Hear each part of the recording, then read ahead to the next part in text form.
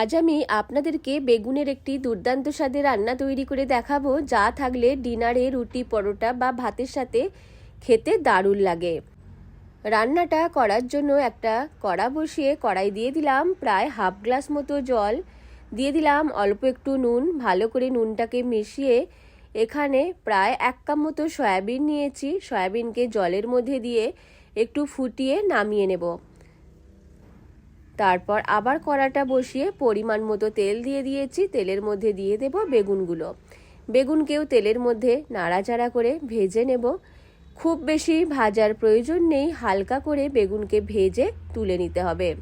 আপনারা ডিনারে রুটি, পরোটা বা ভাতের সাথে এই রান্নাটা খুব কম সময়ের মধ্যে করে দেখতে পারেন, খেতে দারুণ লাগে। বেগুনগুলো ভেজে তুলে নেওয়ার পর বাকি তেলের মধ্যে সয়াবিনগুলোকে নর্মাল জলে কয়েকবার ধুয়ে নিয়ে চেপে জলটা বার করে তেলের মধ্যে দিয়ে নাড়াচাড়া করে একটু ভেজে নিচ্ছে। হালকা কালারটা যখন চেঞ্জ হয়ে যাবে, এরকম ভাজা হয়ে যাবে, তখন আমি কড়া থেকে সয়াবিন তুলে নিলাম। কড়াইয়ের মধ্যে আরও একটু তেল দিয়ে জিরে আর দারচিনি দিয়ে দিলাম। তারপর দিয়ে দিলাম একটা মাঝারি সাইজের পেঁয়াজ কুচি। পেঁয়াজটাকে বেশ ভালো করে জিরে আর দারচিনির সাথে ভেজে নিচ্ছে। হালকা ভাজা হয়ে গেলে কয়েকটা কাজু বাদাম দিয়ে দিলাম। কাজুকেও পেঁয়াজের সাথে মিশিয়ে নিয়ে ভেজে নিচ্ছে। যখন এগুলো ভাজা হয়ে যাবে তখন আমি এগুলোকে তেল থেকে তুলে নেব। দেখুন বেশ ভালোই ভাজা হয়ে গেছে, যেন পুড়ে না যায় সেই দিকে খেয়াল রাখবেন। এইবার এগুলোকে তুলে একটা প্লেটের মধ্যে নিয়ে নিলাম। ঠান্ডা করার জন্য একটা সাইডে রেখে দেব। বাকি তেলের মধ্যে 1 চামচ আদা, রসুন আর কাঁচা লঙ্কা বাটা দিয়ে দিলাম। কয়েক সেকেন্ড ভেজে নিয়ে দিয়ে দিলাম 1 চামচ মতো হলুদ গুঁড়ো, 1 চামচ লঙ্কা গুঁড়ো আর অল্প একটু গরম মশলার গুঁড়ো।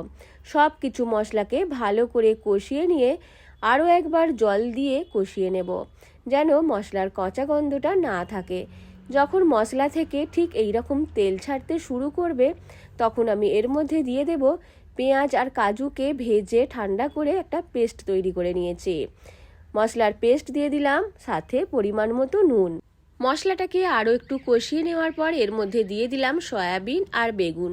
যেহেতু আগে থেকে ভেজে রেখেছিলাম, মশলার সাথে কিছুক্ষণ কষিয়ে নিচ্ছি। খুব বেশি কষানোর প্রয়োজন নেই, কয়েক সেকেন্ড কষিয়ে নিয়ে দিয়ে দেব অল্প একটু জল দিয়ে ঢেকে 2-4 মিনিট মতো ফুটিয়ে নেব। ডিনারে রুটি, পরোটা বা ভাতের সাথে খুব সহজেই চটজলদি এই রান্নাটা তৈরি করে দেখতে পারেন। সবাই চেটে পুটে খেয়ে নেবে। গ্যাস অফ করে দিয়েছি। একটু ঠান্ডা হলে চিনি আর ঘি ছড়িয়ে গরম গরম পরিবেশন করুন, খেতে দারুণ হয়।